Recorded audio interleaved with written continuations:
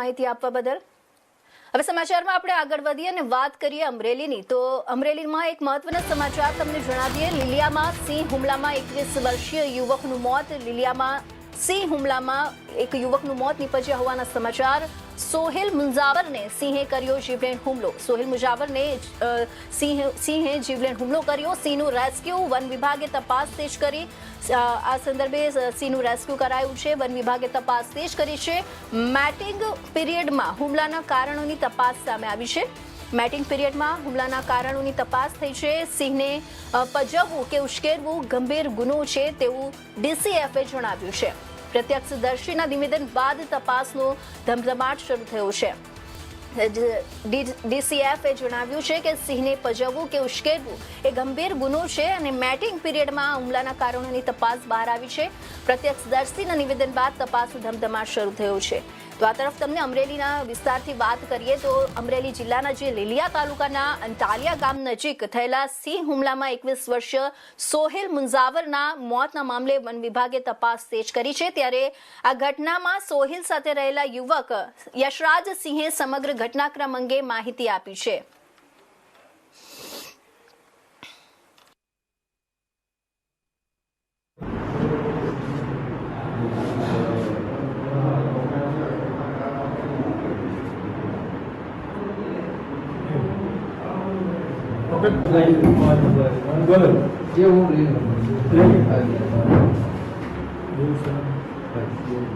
તમારું નામ શું છે? યશરાજસિંહ।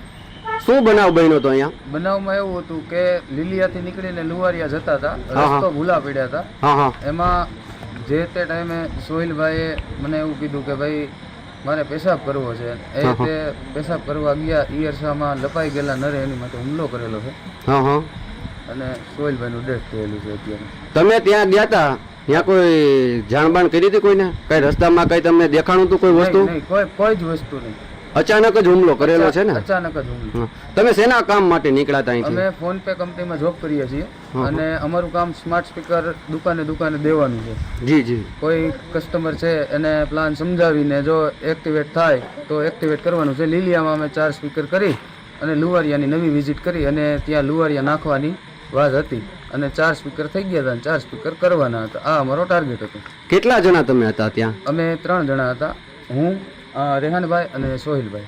આ બનાવ બન્યો ત્યારે કોઈ ત્યાં હાજર હતું ખરી? નહીં, કોઈ જ નહીં। તમે ફોરેસ્ટ વાળાને જાણ કરી હતી ખરી? કોઈ જ નહીં। અમે જાણ નથી કરી, પણ જે તે ટાઈમે હુમલો થયો અને જે જનાવરના અવાજથી અહીંથી ફોરેસ્ટર 4 છોકરાઓ આવ્યા હતા, એમાંથી બાપુ કરીને કોઈ હતું, એક રવિભાઈ કરીને હતા અને એમની નજર સામે આ પહેલા ઘટના બનેલી હતી અને એની નજર સામે જ છોકરાને નર લઈને અંદર વયો ગયો। નર જે જનાવર છે એ કેટલા જનાવર ત્યાં ઉપર હતા હાજર? હવે અમને તો ખબર નથી, પણ એક સિંહ જેવું હતું। એક જ હતું?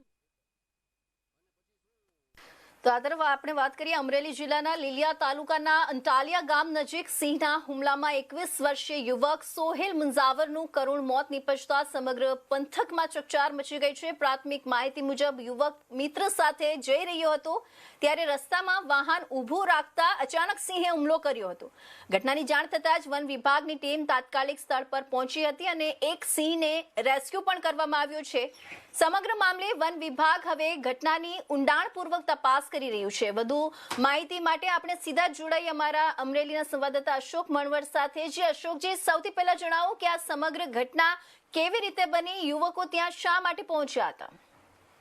જી, ચોક્કસ જણાવી દઉં છું કે અમરેલી જિલ્લામાં દિન પ્રતિદિન સિંહોના હુમલાની ઘટનાઓમાં વધારો થતો જોવા મળે છે। ત્યારે ખાસ કરીને ફરી એક વખત લીલિયા નજીક જે અંટારિયા ગામ છે તે એક ફરી સિંહની હુમલાની ઘટના બની હતી। તેમાં 21 વર્ષીય યુવકનું સિંહના હુમલાથી મોત નીપજ્યું હતું। મોત નીપજતા આ વિસ્તારની અંદર પણ હરિયાળી વ્યાપી હતી। ખાસ કરીને લીલિયાથી લુવારિયા જતા વિસ્તારની અંદર રસ્તો છે ત્યાં લોકો પસાર થઈ રહ્યા હોય તે દરમિયાન ઘટના છે। સોહિલ નામના વ્યક્તિનું આ ઘટનામાં મોત નીપજ્યું હતું। લુવારિયા રિઝર્વ ફોરેસ્ટની બાજુમાં આ ઘટના બની હતી. ઘટનાને લઈને પણ લોકોમાં ક્યાંક ને ક્યાંક પારાવાર મુશ્કેલ રહેતી વ્યાપી તેવું જોવા મળ્યું. ખાસ કરીને આ વિસ્તારની અંદર અવારનવાર આ ઘટનાઓ બનતા હશે તેને લઈને જે વન વિભાગ છે સતત દેખરેખ રાખી રહ્યું છે. ખાસ કરીને જો આમ જોઈએ તો અમરેલી જિલ્લાની અંદર છેલ્લા 1.5 મહિનાની અંદર 7 ઘટનાઓ બની છે. તેમાં 5 લોકોના મોત નીપજ્યા હતા અને 2 લોકો ઘાયલ થયા હતા. આવી અવારનવાર ઘટનાથી લઈને લોકોમાં પણ ક્યાંક ને ક્યાંક વન વિભાગ સામે પણ પ્રશ્ન ઉઠ્યા હોય તેવું જોવા મળ્યું છે. જી, વન વિભાગના અધિકારીઓએ ઘટનાને લઈને શું પ્રાથમિક કારણો દર્શાવ્યા છે? શું સિંહને ઉશ્કેરવામાં આવ્યો હોવાની પણ તપાસ થઈ રહી છે?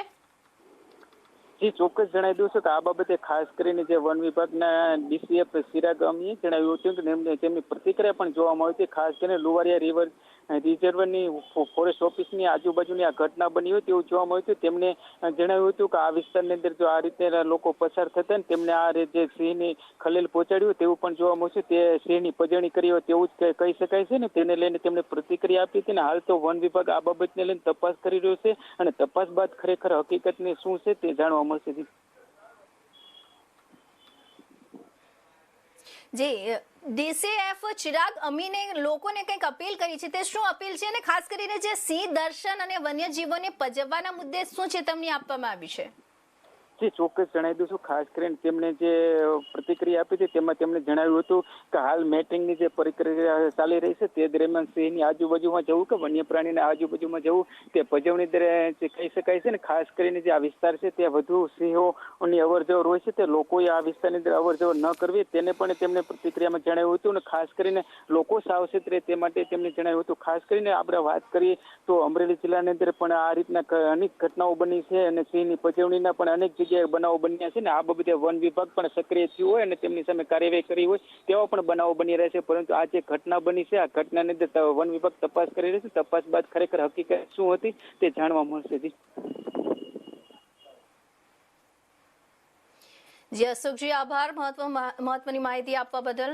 હવે સમાચારમાં બસ આટલું જ. નવા સમાચાર સાથે ફરી મળીશું. ત્યાં સુધી જોતા રહેજો ઇન્ડિયા ન્યૂઝ.